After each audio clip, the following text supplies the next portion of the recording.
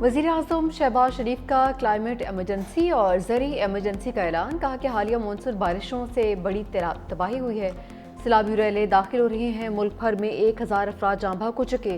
وزیر اعظم نے افواج پاکستان کے خلاف پروپیگنڈا ناقابل برداشت قرار دیا، کہا کہ سوشل میڈیا پر قومی اداروں کی تصحیح کی جا رہی ہے، زہر اگلنے والوں کا پتہ لگا کر ان کا سر کچلنا ہوگا۔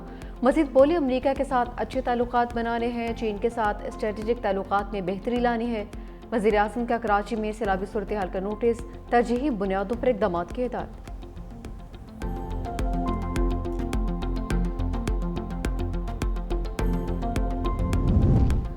بھارت آبی جارحیت سے باز نہیں آیا، مسلسل چوتھے روز دریائے ستلج میں پانی چھوڑ دیا۔ ہیڈ گنڈا سنگھ والا، ہیڈ سلیمان کی اور ہیڈ اسلام پر انتہائی اونچے درجے کا سیلاب۔ منشن آباد میں فاسی بند ٹوٹنے سے بستی نور محمد سمیت 8 دیہات سیلابی پانی میں داخل۔ سیالکوٹ میں دریائے توی پر بنایا گیا عارضی پل ٹوٹ گیا۔ بجوات کے 85 دیہات کا سیالکوٹ سے زمینی رابطہ منقطع۔ دریائے چناب میں ہیڈ پنجنت پر انتہائی اونچے درجے کا سیلاب، جبکہ ہیڈ تریمو پر درمیانے درجے کا سیلاب۔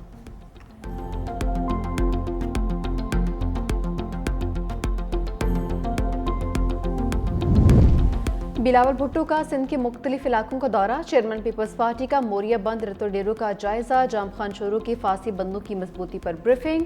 جام شورو ناصر حسین شاہ، اعجاز جکھرانی اور جمیل سومرو بھی بلاول بھٹو کے ہمراہ تھے۔ لاڑکانہ میں بلاول بھٹو نے دریائے سندھ پر تعمیر موریا اگانی لوپ بند کا دورہ بھی کیا ہے۔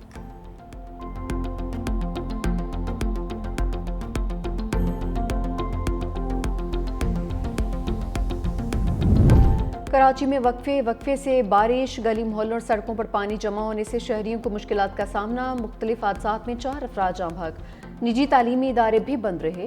ڈاؤ یونیورسٹی آف ہیلتھ سائنسز کے آج ہونے والے امتحانات بھی ملتوی۔ گڈاف میں ڈوبنے والے 3 افراد کی لاشیں نکالی گئی، 4 کی تلاش جاری۔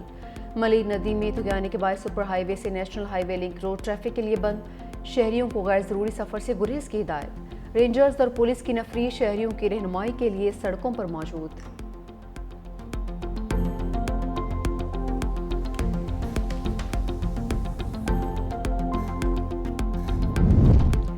میئر کراچی اور ڈپٹی میئر ساری رات متحرک تھے۔ وزیر اعلیٰ سندھ سید مراد علی شاہ کہتے ہیں، اس وقت صوبائی وزراء اور انتظامیہ کے افسران میرے ساتھ موجود ہیں۔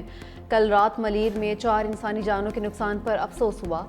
صوبہ کازوے کے پاس ملیر ندی سے ٹرک سے لوگوں کی ریسکیو کیا گیا۔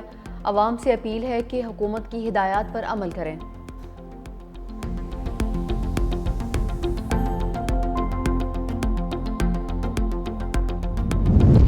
پاک بحریہ سیلاب متاثرین کی مدد میں پیش پنجاب، سندھ اور خیبر پختونخوا کے متاثرہ علاقوں میں ریلیف اینڈ ریسکیو آپریشن جاری۔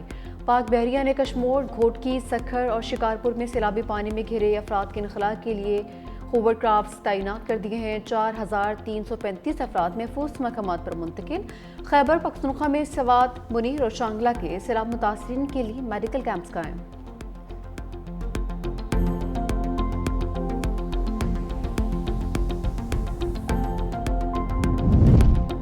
وزیر اعلیٰ کے پی علی امین گنڈا پور کے وارنٹ گرفتاری جاری۔ اسلام آباد کے ڈسٹرکٹ اینڈ سیشن کورٹس نے کیس کی سماعت کی۔ وزیر اعلیٰ کے پی کی جانب سے کوئی بھی پیش نہیں ہوا۔ عدالت کے علی امین گنڈا پور کو گرفتار کر کے 17 ستمبر کو پیش کرنے کی ہدایت۔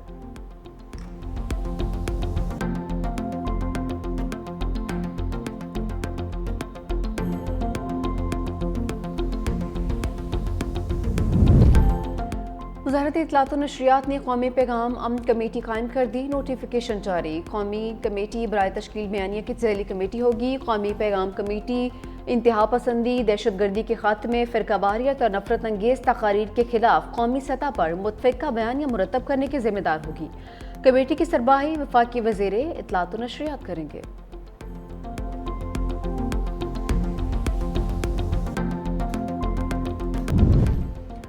امریکی صدر ڈونلڈ ٹرمپ کا قطر پر اسرائیلی حملے سے لا تعلقی کا اظہار، کہا کہ دوحہ پر حملہ میرا نہیں، اسرائیلی وزیر اعظم نیتن یاہو کا فیصلہ تھا۔ قطر ہمارا اتحادی ملک ہے جس پر حملہ امریکہ کے اہداف میں شامل نہیں۔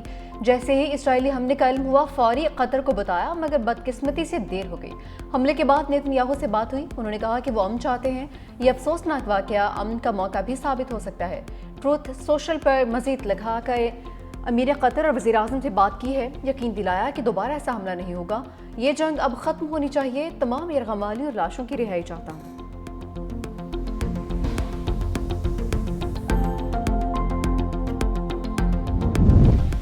قطر اسرائیلی حملے کا جواب دینے کا حق محفوظ رکھتا ہے، دوست ممالک سے رابطے میں ہیں، جلد عملی اقدامات کا اعلان کیا جائے گا۔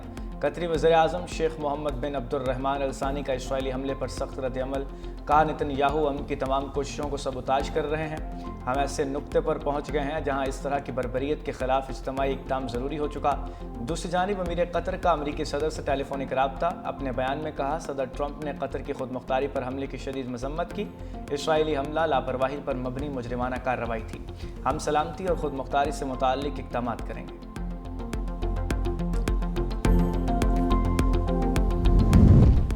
قطر پر اسرائیلی حملے کے بعد صورتحال کا جائزہ لینے کے لیے اقوام متحدہ کے سلامتی کونسل کا ہنگامی اجلاس آج ہوگا۔ پاکستان اور الجزائر کی درخواست پر طلب کیا گیا اجلاس رات 10 بجے ہوگا۔ دنیا بھر سے اسرائیلی حملوں کی مذمت کا سلسلہ بھی جاری۔ سعودی ولی عہد محمد بن سلمان نے کہا کہ قطر کے سلامتی اور تحفظ کے لیے اقدامات کی حمایت کرتے ہیں۔ فرانسیسی صدر میکرون نے اسرائیلی حملوں کو ناقابل قبول قرار دیا۔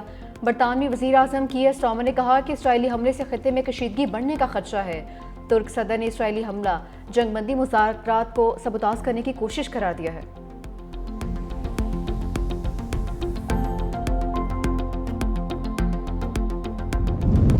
قطر کے خلاف اسرائیلی جارحیت ناقابل قبول، پاکستان قطر اور فلسطینی عوام کے ساتھ کھڑا ہے۔ وزیر اعظم شہباز شریف کی دوحہ پر اسرائیلی حملے کی شدید الفاظ میں مذمت، کہا اسرائیلی حملہ قطر کی خود مختاری اور علاقائی سالمیت کی خلاف ورزی ہے، جس سے علاقائی امن و استحکام کو نقصان پہنچ سکتا ہے۔ نائب وزیر اعظم اسحاق ڈار نے کہا اسرائیلی حملہ بین الاقوامی قانون کی کھلی خلاف ورزی ہے، انسانی اصولوں کی پامالی کسی صورت قابل قبول نہیں، عام شہریوں اور خود مختار ریاست کو نشانہ بنانا ناقابل دفاع قدم ہے۔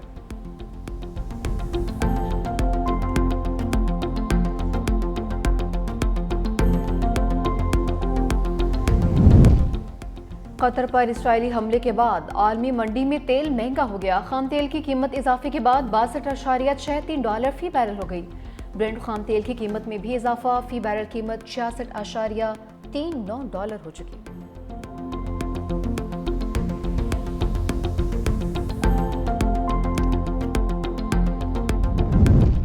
وزیر اعلیٰ خیبر پختونخوا علی امین گنڈا پور کے وارنٹ گرفتاری جاری۔ اسلام آباد کی ڈسٹرکٹ اینڈ سیشن کورٹس میں علی امین گنڈا پور کے خلاف شراب اور اسلحہ برآمدگی کیس کی سماعت۔ عدالت کی علی امین گنڈا پور کو گرفتار کر کے 17 ستمبر کو پیش کرنے کی ہدایت۔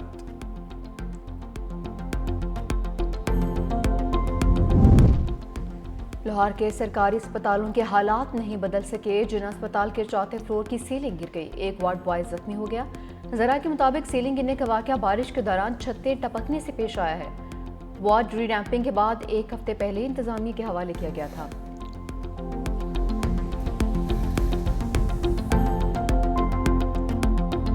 نیپال میں وزیراعظم اور اہم وزراء کے استعفوں کے باوجود پرتشدد مظاہرے جاری، سابق وزیراعظم جھالا ناتھ کی اہلیہ کو زندہ جلا دیا گیا۔ فوج نے ملک بھر میں پوزیشنز سنبھال لی، سیکیورٹی اہلکار اور مظاہرین میں جھڑپوں کا سلسلہ بھی جاری، ہلاکتوں کی تعداد 22 ہو گئی، 500 زائد زخمی ہوئے ہیں۔ مظاہرین نے لالیت پور کی جیل توڑ کر تمام 1500 قیدی فرار کروا دیے۔ کھٹمنڈو ایئرپورٹ پر بدستور پابندی ہے، بھیرا ایئرپورٹ کو بھی آگ لگا دی گئی۔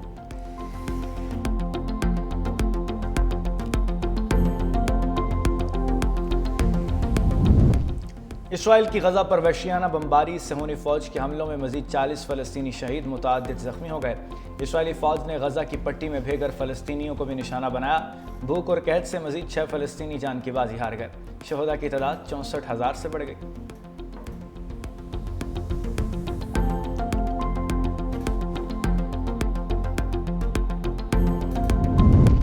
امریکی ریاست شمالی کیرولائنا میں 23 سالہ یوکرینی پناہ گزین کا صفاقانہ قتل، 23 سالہ ایرینا کو ٹرین میں چاقو کی وار کر کے موت کے گھاٹ اتار دیا۔ سوشل میڈیا پر وائرل ویڈیو نے دنیا بھر میں غم اور غصے کی لہر دوڑا دی۔